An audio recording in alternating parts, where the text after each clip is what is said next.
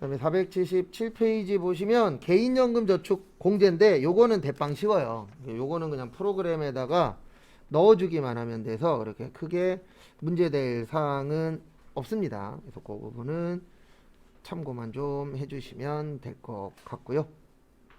그 다음에 478페이지로 넘어오세요.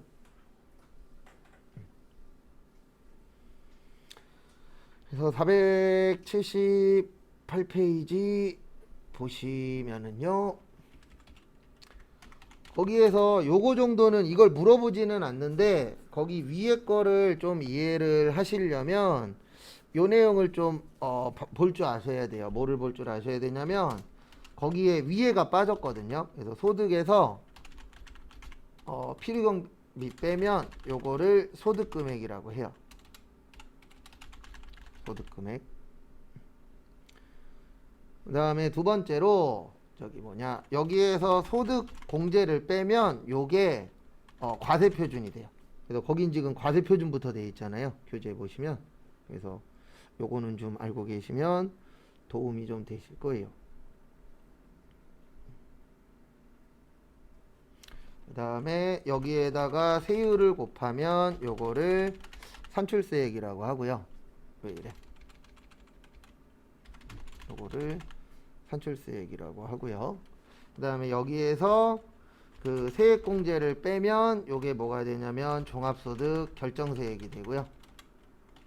그 다음에 여기에서 가산세를 더하고 그 다음에 기납부세액을 빼면 차감납부세액인데 어디까지는 좀 이해를 하고 계셔야 공부하시는데 좀 도움이 되냐면 여기까지 산출세액까지는 아셔야 돼요. 그러면 문제 푸시는데 좀 도움이 되실 겁니다.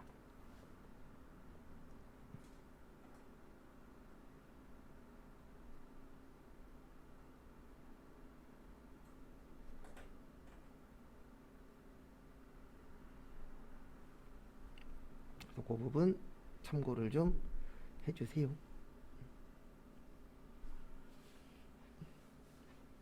그리고 이론은 무려 몇 개 나온다고요? 2개 나와요. 그래서 어쩔 수 없이 저희는 저쪽에다가 좀 열심히 할 겁니다. 어느 쪽에 열심히 할 거냐면은 저쪽 실기 쪽에. 어쩔 수가 없어요. 왜냐면 배점 자체가 달라서.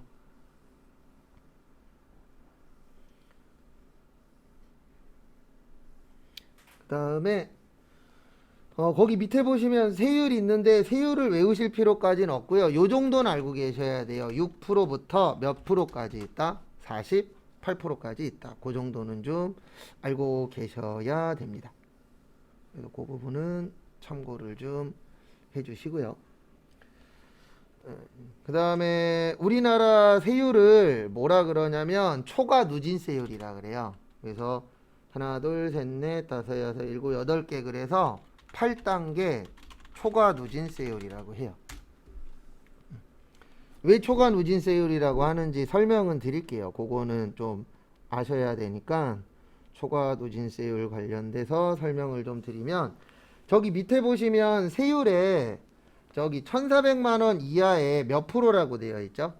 6%라고 되어 있죠. 몇 프로라고 되어 있어요?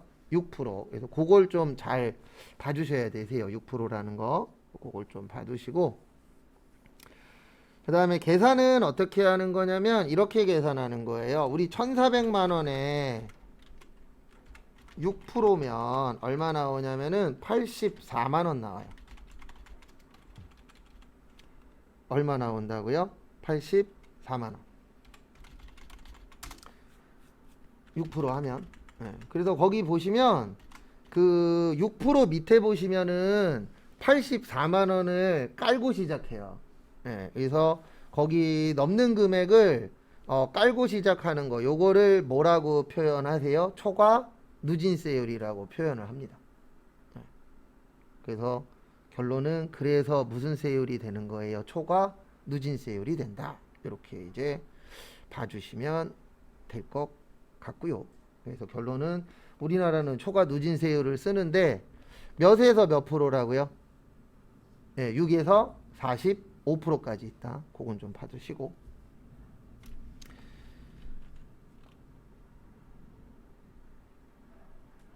그 다음에 거기 보시면 479페이지 보시면 뭐 세액공제라 그래서 쭉 나오거든요. 그래서 거기에 있는 걸 이제 하나하나씩 보실 거예요. 그래서 거기에 있는 걸 저희가 한 개 한 개씩 볼 겁니다.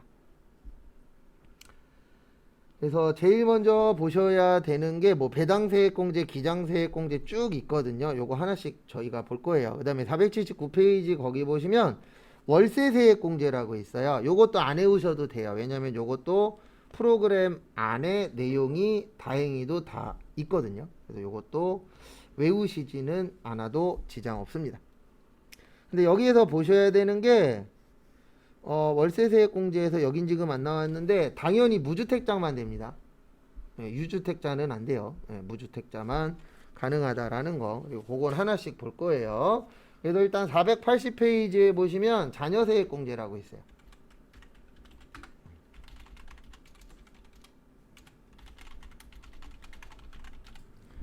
그래서 요거는 말뜻 그대로 누가 공제되는 거예요? 자녀가 있으시면은 공제가 되는 건데 요건 안 외우셔도 돼요.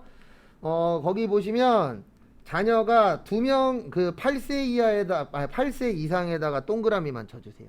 8세 이상. 근데 왜 안 외우셔도 되냐면 이거 8세 이상이라고 프로그램 들어가시면 프로그램 안에 나이 다 적혀 있어요. 근데 왜 8세까지냐면 현재 대한민국에서 7세까지는 그 지원금이 나오거든요. 한 달에 10만 원씩. 네. 그래서 8세 이상이라고 해놓은 게 뭐냐면 7세까지는 지원금 나오니까 못 빼주겠다. 네, 이렇게 된 거예요. 그래서 8세 이상부터는 공제를 받으실 수가 있는데 2명까지는 한 명당 15만 원씩 해줘요. 얼마씩 해준다고요? 15만 원. 근데 2명이 넘어가면 3명부터는 한 명당 30만 원 해줘요. 그래서 거기 앞에 30만 원 더하고 시작하잖아요. 이게 뭐냐면 2명까지는 15만 원이라 그랬잖아요. 그래서 15만 원 곱하기 2 하면 얼마예요?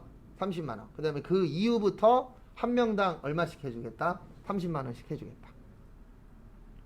그 다음에 출산 입양 공제라고 있는데 출산하거나 입양할 때 요거는 당연히 딱 한 번만 됩니다. 딱 한 번만 되는데 첫째 낳으시면 30만 원, 둘째 낳으시면 50만 원, 셋째부터는 얼마요? 70만 원.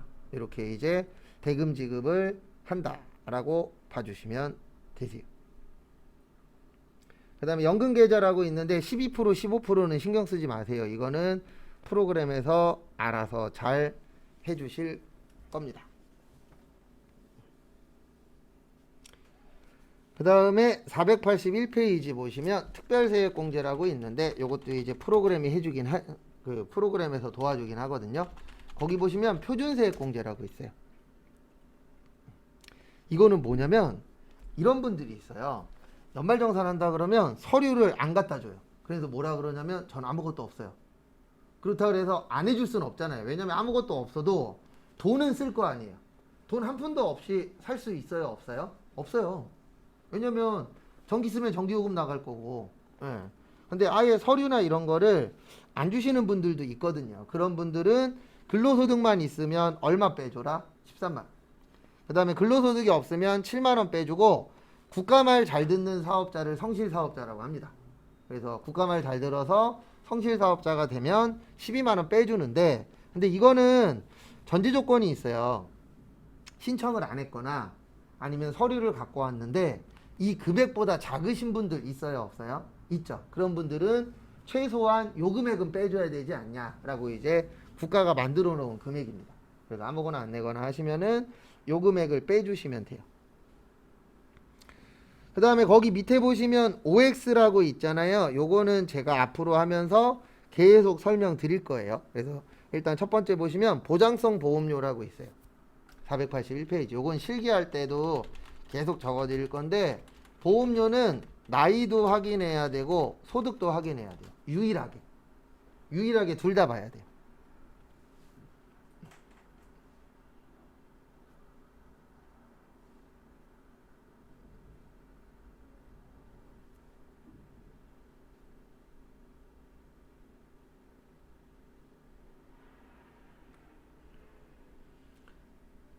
그래서 그 부분 참고하세요. 그래서 보험료는 나이도 봐고 소득도 봐야 되고요. 그 다음에 보장성 보험만 가능해요. 그러니까 우리가 보험 그러면 보장성이 있고 저축성이 있거든요. 그래서 무슨 보험만 된다? 보장성만 됩니다. 그 다음에 피보험자가 중요해요. 피보험자가 뭐냐면 우리가 일반적으로 보험 그러면 계약자가 있고 피보험자가 있잖아요. 그래서 계약자 그러면 계약한 사람이고 피보험자는 그 보험 그 관련되신 분 있잖아요. 네, 그런 분들이 이제 피보험자라고 하죠. 그래서 그 피보험자가 나이에 해당돼야 되고 돈 버시면 안 돼요. 그리고 일반적으로 월급 500이거든요. 월급 500. 그러니까 일반적으로 최저임금으로 받아도 3개월만 받으면 500 넘잖아요. 그러면 그분들은 따로 처리를 해야 되는 거예요. 네. 그래서 이게 나이가 몇 살이냐, 소득이 얼마냐, 요거 앞으로 계산하는 연습을 할 건데 요게 좀 중요합니다. 그 다음에 거기 보시면 보험료는 크게 두 가지로 나누어져요. 보장성 보험하고 장애인 전용 보장성 보험인데 금액은 100만 원 안팎입니다. 그러니까 만약에 가족이 4명이야. 근데 혼자 외벌이 하셔. 근데 보험료가 300 나와. 그러면 300을 빼는 게 아니에요. 얼마에서 잘려요? 100만 원에서 다 잘립니다. 그래서 저희도 보험료로 1년에 한 얼마냐? 한 500 가까이 나가거든요. 근데 500을 쓰든 1000을 쓰든 200을 쓰든 100만 원에서 잘려요. 네, 그 다음에 이제 장애인 보험이 있으시면은 장애인 보험만 1년에 얼마까지 가능해요? 500만 원까지. 이렇게 이제 한도가 있습니다. 그 다음에 483페이지. 지금은 그냥 한번 그냥 훑어보는 거고 실기하면서 계속 봐야 돼요.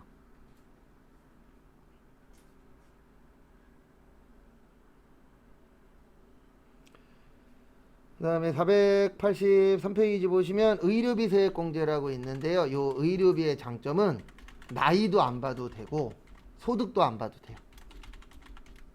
나이 소득은 상관없고요. 그 다음에 요런 건 안 돼요. 뭐 안 되냐면 미용 목적 성형수술하고 건강증진식품 요런 것들은 안 됩니다.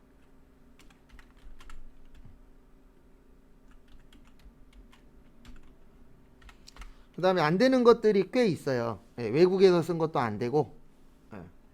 그 다음에 시력 보정용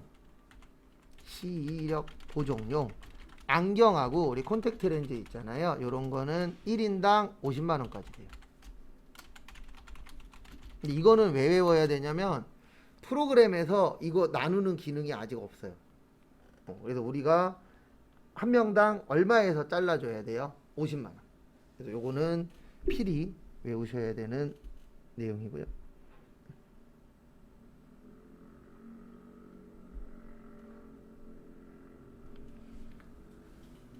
그 다음에 또 기억하셔야 되는 게 저기 실손보험 안 되고요.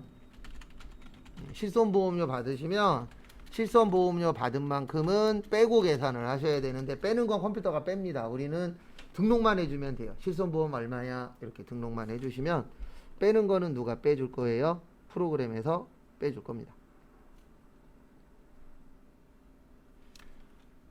그 다음에 저기 뭐냐 실손보험 제외하고 그 다음에 요거 산후조리원. 산후조리원은 연봉이 7천만 원 이하여야 되고요. 그 다음에 200만 원까지 돼요. 한 번에. 그리고 교재에 거의 다 있어요. 제가 적어드린 거.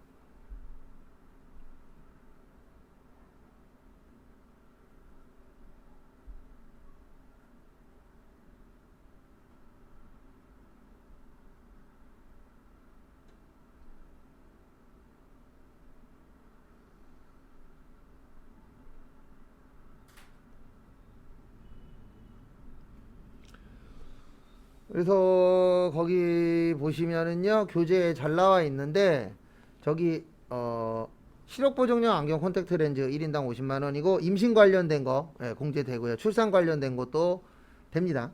그 다음에 임플란트 되고 스케일링도 다 돼요. 그 다음에 건강검진 시험에 잘 나옵니다. 그 다음에 라식 수술이나 이런 것들도 다 가능하고요.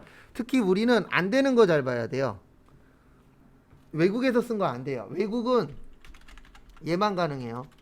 외국에서 쓴 돈은 교육비만 가능합니다. 외국에서 뭐 카드를 긁어도 안 되고요. 당연히 병원비도 안 되고 다 안 되는데 유일하게 되는 건 하나밖에 없어요.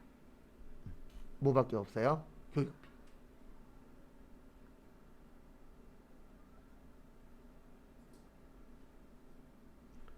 그래서 그 부분 참고해 주시고요.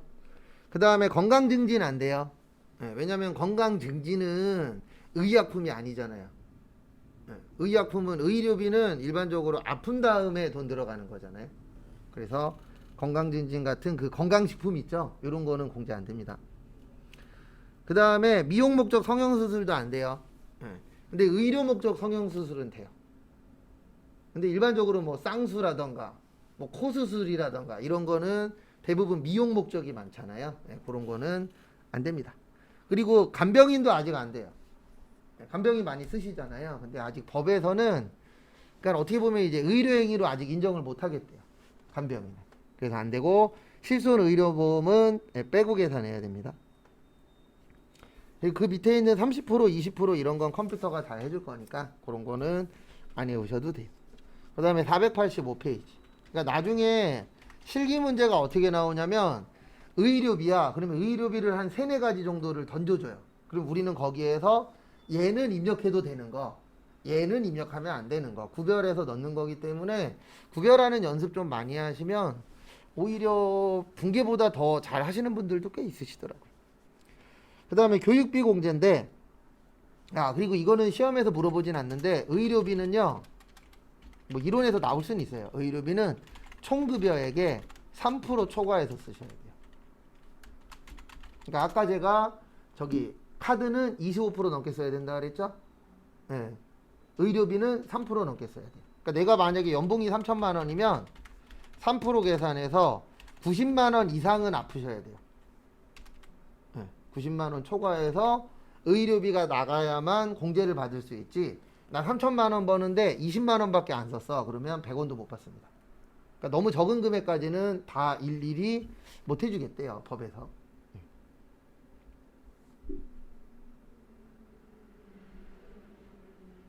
그리고 이런 거는 나오면 이론이에요. 실기는 컴퓨터가 다 계산해 줍니다.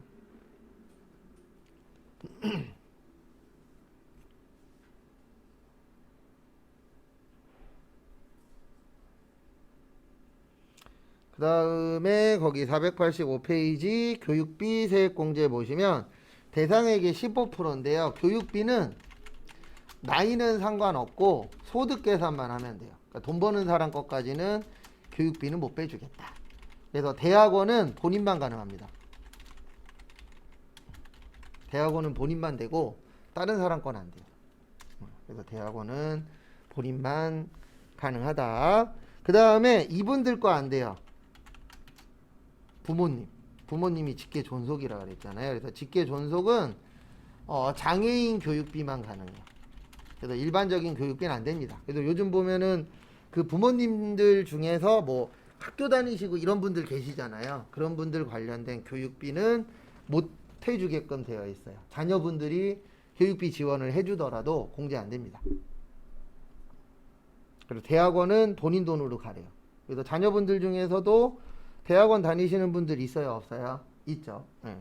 그리고 내가 돈을 지원을 해줬어도 공제는 안 됩니다.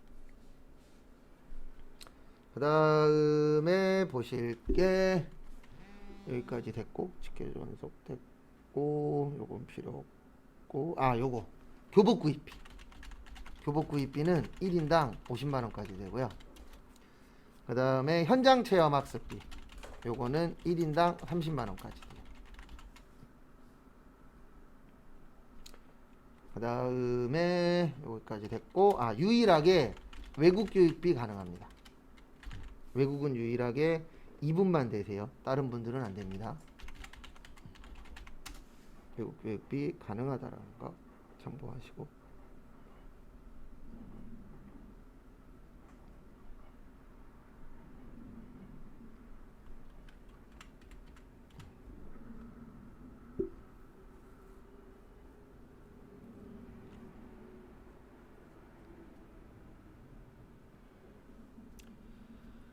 그 다음에 거기 보시면은요, 교재 보면서 설명드릴게요. 그래서 본인은 다 돼요. 예, 전액 다 되고 대학원도 유일하게 본인만 가능하다라고 했었었죠. 그래서 본인이 가능하다 그거 봐두시고, 그 다음에 2번에 보시면 직무 관련 수강료라고 있어요. 이게 뭐냐면은 그 직업능력개발훈련시설이라고 해서 지금 계신 곳이 그곳이거든요.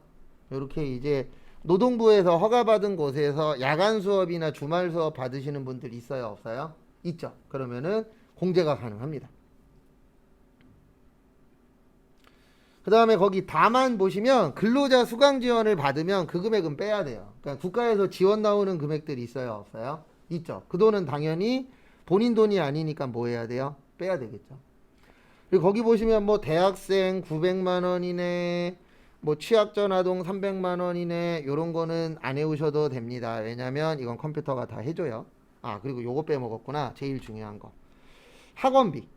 학원비는 미취학 아동만 가능합니다.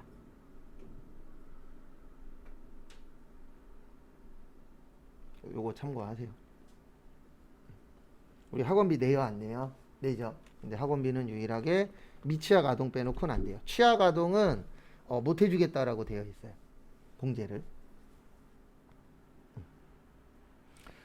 그래서 거기 밑에 보시면 뭐 수업료, 입학금, 보육비용, 수강료, 그 다음에 뭐 학교, 유치원, 어린이집, 유치원, 학원 및 체육시설에 지급한 뭐 급식비 같은 것들도 가능하고요. 그 다음에 요거는 꼭 외워두세요. 중고등학생의 교복은 얼마라고요? 50만 원. 그거 잘 외워두시고, 그 다음에 방과 후 학교 되고요. 그 다음에 수업료 되고 책상 것도 되는데 저거는 안 됩니다. 뭐는 안 되냐면은 저기 뭐냐, 저거 저거 뭐지? 준비물은 안 돼요. 그 준비물 관련돼서 돈 나가는 경우들이 있어요, 없어요? 있죠. 그런 거는 못 해주겠대요. 근데 왜 못 해주겠다라고 나왔냐면 딴 것 때문이 아니고, 아시는 분들은 아시겠지만 이런 준비물 같은 경우엔 대부분 단가가 너무 적잖아요. 그래서 그거를 n분의 몇으로 나누기가 너무 불편하시대요.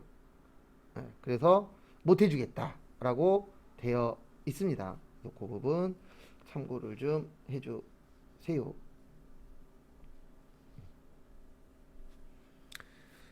그 다음에 거기 보시면은 국외교육기관에 지출한 거 돼요. 유일하게 외국에다가 지출한 거 가능하다. 그거 봐주시면 되고, 그 다음에 학자금이나 이런 원리금 상환액도 가능합니다. 그 다음에 수학여행 요것도 좀 잘 봐두세요. 현장 체험학습비 얼마까지 된다고요? 30만 원까지. 그리고 이거는 왜 외우셔야 되냐면 다른 것 때문이 아니고 한도 계산을 우리가 해줘야 돼요. 컴퓨터가 하기는 하는데 정확하게 못 하시더라고요.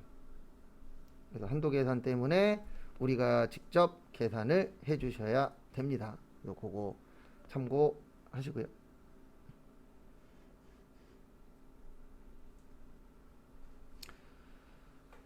그 다음에 대학 입학 전형료하고 수능 응시료, 이거 예전에 안 됐었어요. 그래서 이런 거 이론 시험에 요번에 나올 확률이 좀 있습니다. 왜냐면 과거에 이거 안 됐었던 거였거든요.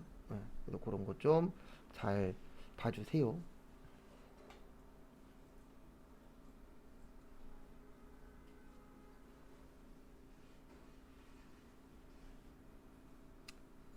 그 다음에 거기 옆에 보시면 직계존속의 교육비 안 됩니다. 직계존속이 누구예요? 부모님. 그래서 부모님 교육비는 유일하게 뭐만 가능하다고요? 장애인 교육비는 가능합니다. 그 부분 참고하시고, 그 다음에 학원 수강료는 취약전 아동만 돼요. 그 다음에 대출 받아서 내는 교육비는 안 해주시겠대요. 그래서 그런 거 안 되는 거 위주로 좀 봐두시고요. 그 다음에 487페이지 기부금. 기부금 세액공제. 그래서 기부금에서는 이제 보셔야 되는 게, 기부금은 나이는 상관없고 소득은 보셔야 돼요. 그래서 나이는 안 봐도 된다, 이렇게 이제 되어 있으세요. 그래서 나이는 안 봐도 지장 없지만 소득은 봅시다 라고 첫 번째로 이제 되어 있으시고요. 그 다음에 보실 게 거기 보시면 기부금 종류가 되게 많습니다. 근데 거기에서 요분들도 시험 문제 잘 나와요. 정치자금 기부금. 우리 정치인분들한테 기부하는 경우들이 있어요, 없어요? 있죠. 그래서 정치자금 기부금은 본인만 됩니다. 본인만 가능해요. 그래서 정치인분들한테 기부할래? 그러면은 본인 거는 가능하다. 요거 일단 첫 번째로 봐주시고요.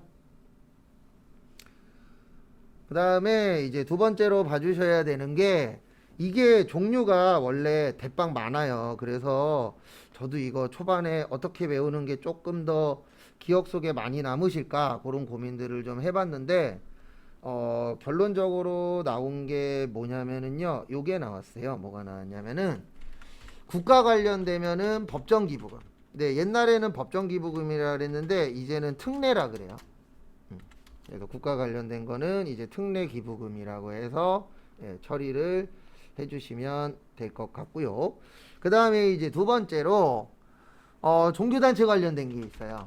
그래서 종교단체 관련된 기부금이 있고, 그 다음에 이제 마지막으로 봐주셔야 되는 게 종교단체 외. 이렇게 이제 크게 네 가지로 나누어져요. 그래서 정치자금, 그 다음에 저기 종교, 그 다음에 종교단체 외. 이런 식으로 이제 나누어진다라는 거 그건 참고 좀 해주세요.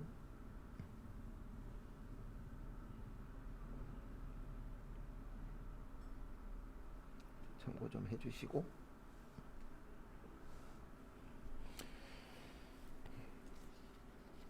그다음에 이거는 다른 방법으로 외우기가 만만치 않아요. 왜냐면 아시는 분들 아시겠지만 우리 저거 종류 되게 많잖아요. 기부금 종류.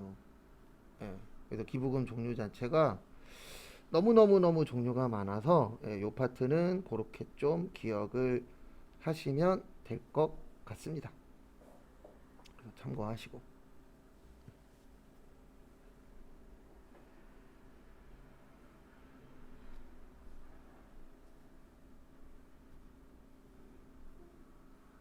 그 다음에 교재는 넘어오세요. 저기 488페이지. 요것도 뭐 시험에선 그렇게 아주 중요한 파트는 아니지만 뭐 알고는 계셔야 되는 파트니까요. 여기에서 이제 하나 알고 계시면 도움이 좀 되실 만한 게 여기 보시면 기부금 공제는 10년간 2월이 가능해요. 그래서 10년 좀 봐두세요. 몇 년간 2월이 가능하다고요? 10년. 그래서 그 10년 좀 봐두시기 바랍니다.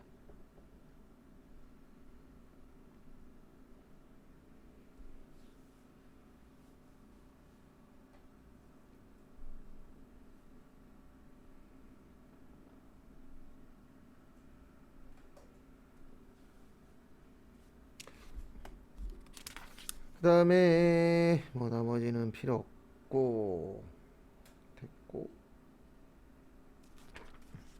그 다음에 저기 489페이지 밑에 잠깐만 봐주세요. 뭐 요것도 그렇게 아주 중요한 파트는 아닌데 거기 보시면 총금액 7천만원이라고 되어 있어요. 489페이지 보시면 대한민국에서 그 총급여액 7천만 원 넘어가면 그분들을 뭐라고 표현하냐면 고소득자라 그래요. 그래서 489페이지 보시면 이제 7천만 원이 넘어가시는 분들 계시거든요. 그분들은 초과되면 월세 안 되고요. 그 다음에 산후조리원 안 되고요. 그 다음에 저것도 안 돼요. 뭐도 안 되냐면은 거기 보시면 저거 신용카드 추가 공제도 안 되는데 뭐 요런 거는 컴퓨터에서 다 도와주긴 합니다. 그래서 우리나라에서 7천만 원을 저거라 그래요. 뭐라 그러냐면은 저거 고소득자. 그래서 고소득자이신 분들은 공제 받을 수 있는 한도가 있어요, 없어요? 있어요. 그래서 생각보다 많이 못 받을 수도 있다라는 거, 그 부분 참고해 주시고요. 그 다음에 496페이지는 내일 볼게요. 내일 보고, 그 다음에 내일 아마가 아니고 내일 실기를 좀 할 거예요. 실기도 좀 하고, 그 다음에 요 파트는 좀 빨리빨리 좀 진행을 할 겁니다. 근데 빨리빨리 진행하는 이유는 다른 거는 없고요. 예, 요거 그냥 실기 위주로 어차피 저희가 연습해야 되는 파트인지라 그렇게 해서 좀 빨리빨리 해서 보고 그 다음 걸로 넘어갈 겁니다. 그래서 그거 참고를 좀 해주세요. 그 다음에 마무리하세요. 프린트해서 드릴게요.